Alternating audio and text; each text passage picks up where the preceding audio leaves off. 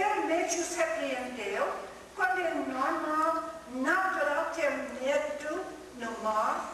Por quê? Porque o Senhor havia dito pouco antes de entrar no barco, vamos para o outro lado do mar da Galileia. Então, se o Senhor disse vamos para o outro lado, mas não acreditaram. Então, ele dormiu normalmente, por que não? Mas está vindo a tempestade, ficaram com medo, o Senhor disse, homens de pouca fé. Agora, então, através dessas experiências tantas, e sabendo que o Senhor não tolera a nossa falta de fé, Ele nos ama, mas Ele não tolera, eu digo novamente, nossa falta de fé em nosso Deus. Então, através de tantas experiências, quando Ele tinha que me ensinar uma vez, e mais outra, e quando eu estava sofrendo algumas coisas lá, Ele não disse, coitadinha, bichinho, tudo terrível que você está aqui, vai voltar para a cidade maior, para lá, sai do sertão. Não disse isso, porque Ele tinha me dito, vem aqui.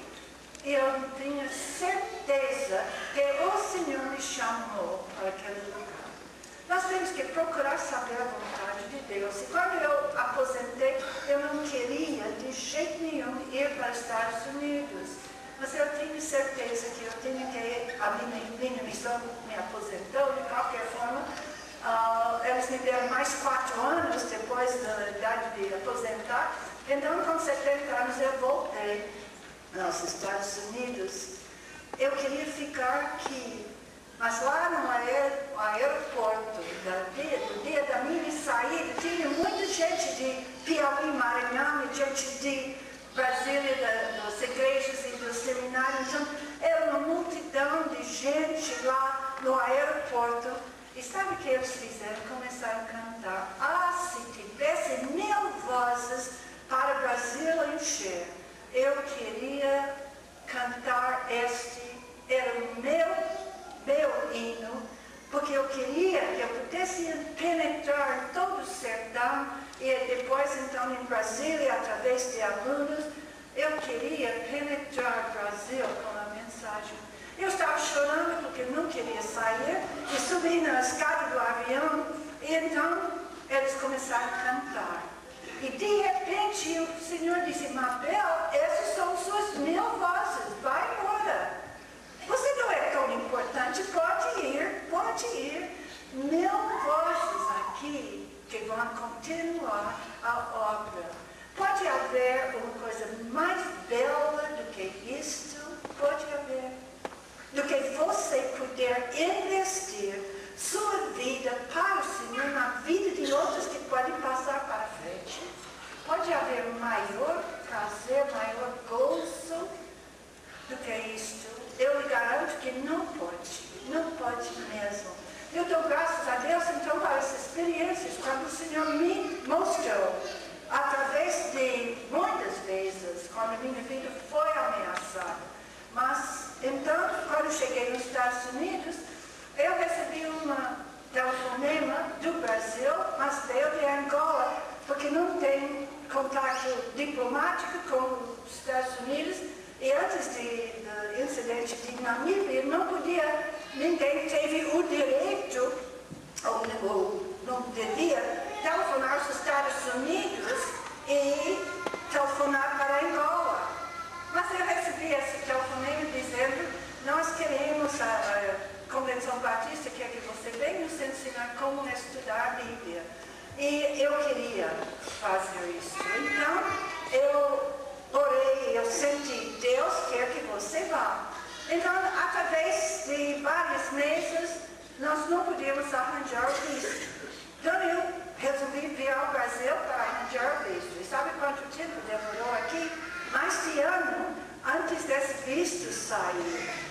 Se eu não tivesse tido aquela certeza, eu teria acreditado no missionário que disse, Mabel, será que não é cabeçudice?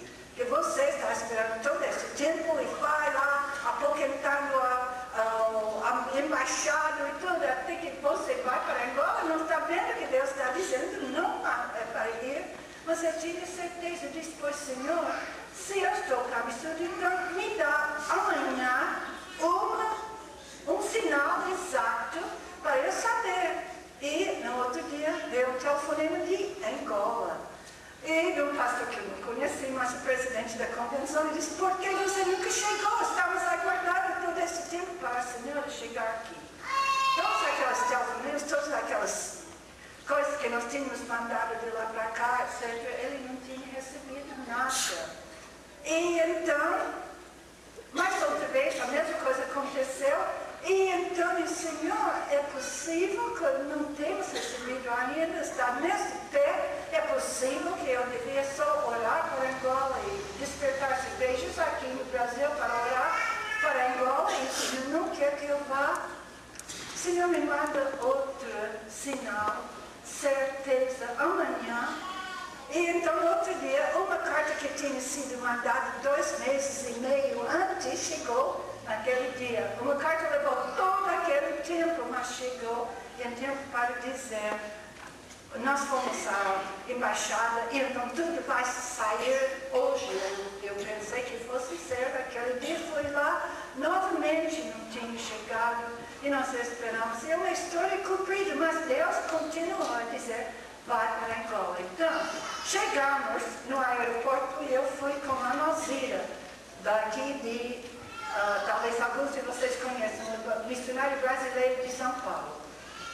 E nós fomos no avião porque lá em Santos, o pastor Nicolas veio ao Brasil, pensando que eu já tivesse voltado aos Estados Unidos. Ele disse, mas ouviu que tinha uma conferência missionária em Santos e queria ver como era. Chegou lá e lá estava eu para falar com ele. Fiquei tão grata a Deus. Ele disse, você não pode ir sozinho.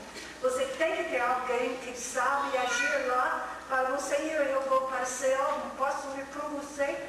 Então vai precisar esperar mais 2 meses. E depois lembramos de Analzira e telefonamos ao aeroporto, o avião. Eu disse, eu tenho a passagem marcada para aquele avião também. E nós fomos então juntos. Mas chegamos em Luanda, na capital de Angola, e não tinha eletricidade, não tinha água no aeroporto e naquela secção da cidade toda, não tinha telefonemas e não tinha alfândega também para olhar as nossas coisas. E a Nazira estava levando muita roupa, muita comida, muitas coisas para as angolanas.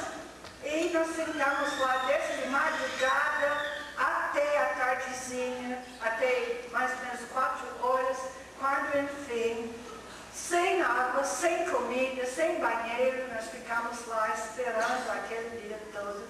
E enfim, e nós estamos trancados dentro com nossa bagagem. Um senhor olhou pela janela assim, e quando ele olhou, então nós ficamos, a Nazira disse, quem será? É um russo que estava no hospital, eu estava ajudando como enfermeira lá, e eu tratei dele, eu ajudei. Ele então fez menção para nós deixarmos ele entrar, mas não tínhamos chave. 1 hora mais tarde ele entrou, e ele não pode falar português nem inglês.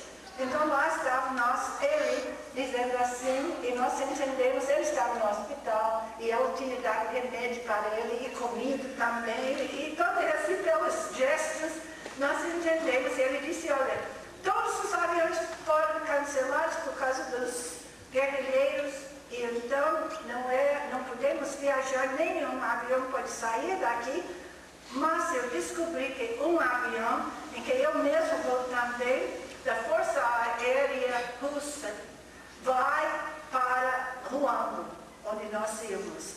E eu vou ver se eu posso, e ele só fez com gestos, arranjar para você ir nesse mesmo avião.